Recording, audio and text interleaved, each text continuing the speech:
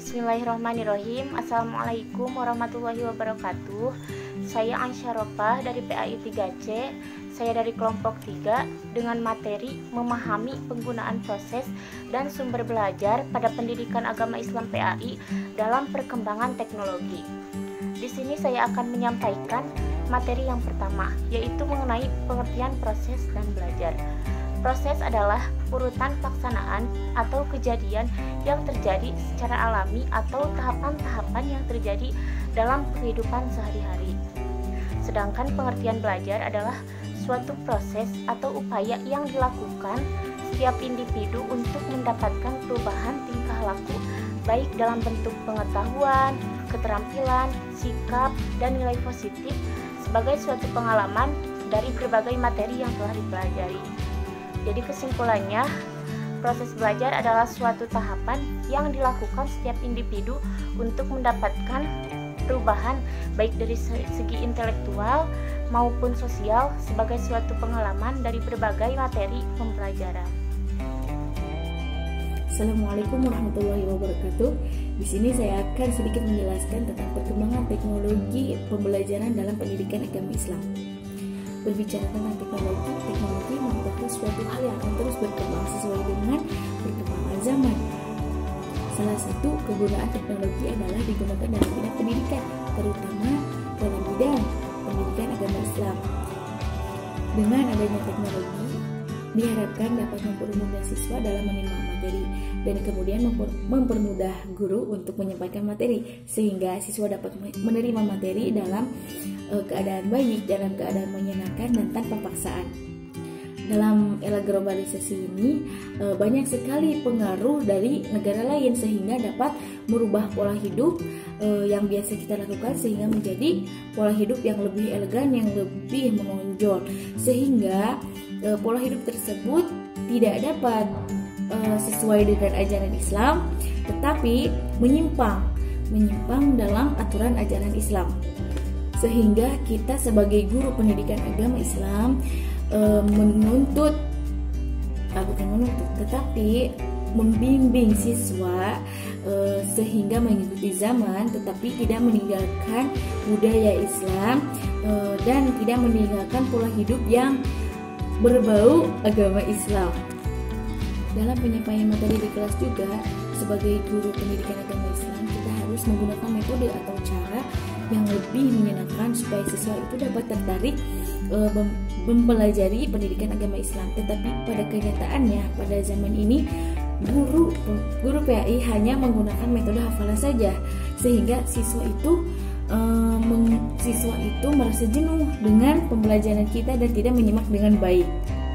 Sehingga kita dituntut untuk membuat metode pembelajaran yang lebih baik dan lebih menyenangkan supaya siswa itu dapat menerima pembelajaran kita, dapat menerima materi kita, sehingga dapat merubah pola hidup mereka, pola pikir mereka dengan pembelajaran pendidikan agama Islam. Dalam pemilihan media pembelajaran juga harus memperhatikan tujuan pembelajaran yang ingin dicapai. Contohnya seperti ingin menjelaskan tentang pembelajaran ibadah haji.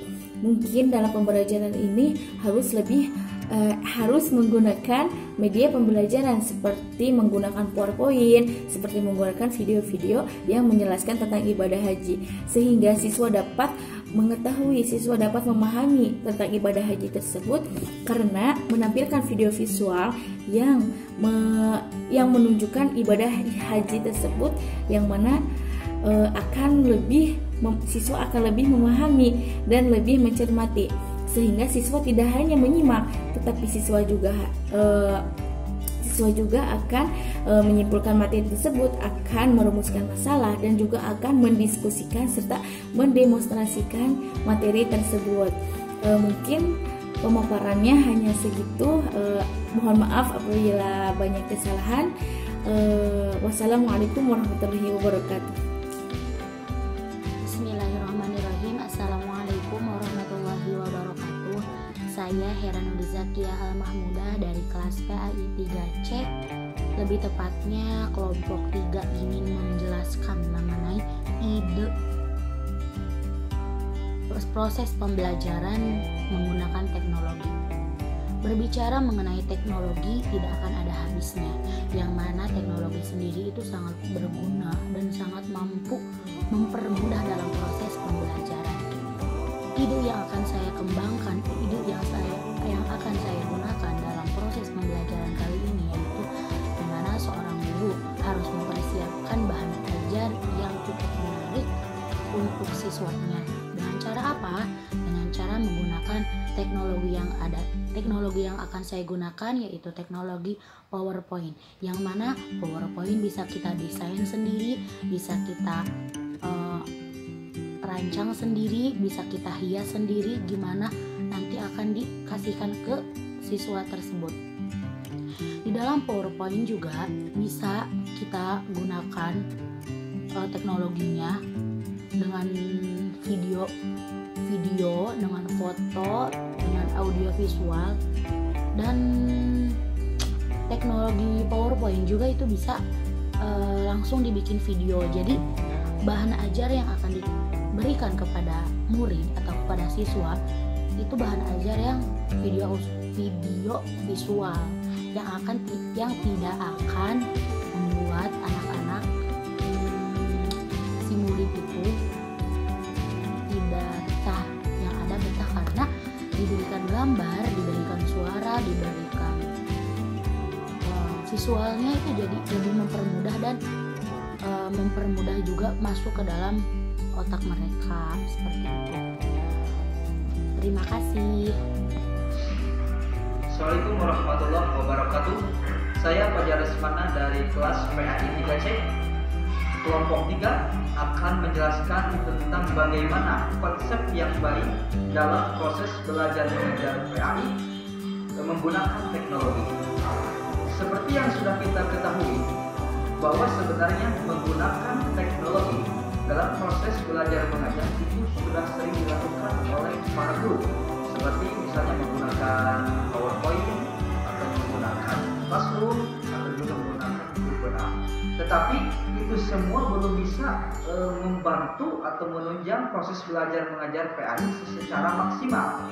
Oleh karena itu, saya di sini akan menjelaskan tentang bagaimana atau strategi yang baik dalam proses belajar mengajar PAI menggunakan teknologi.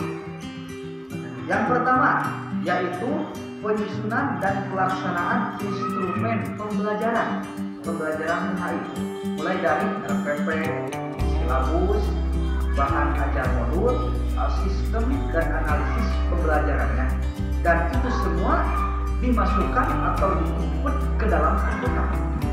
Itu yang pertama. Yang kedua yaitu memilih media yang digunakan. Pemilihan media yang digunakan itu harus sesuai dengan situasi, kondisi, dan karakteristik dari sekolah tersebut. Ada berbagai macam media yang bisa digunakan dalam proses pembelajaran. Yang pertama ada media dengar atau media audio seperti rekaman, radio, dan yang lainnya. Yang kedua ada media pandang atau media visual seperti buku, media cetak, dan yang lainnya. Yang ketiga ada media dengar pandang atau media audio visual seperti film, video, dan yang lainnya. Nah, itu semua bisa kita memilih mana yang baik dalam membantu proses pembelajaran PAI kita. Karena banyak sekali guru yang salah menggunakan media, salah memilih media, berakibat proses pembelajaran tidak semaksimal mungkin. Mungkin itu yang dapat saya sampaikan. Kurang lebihnya mohon maaf. Assalamualaikum warahmatullahi wabarakatuh.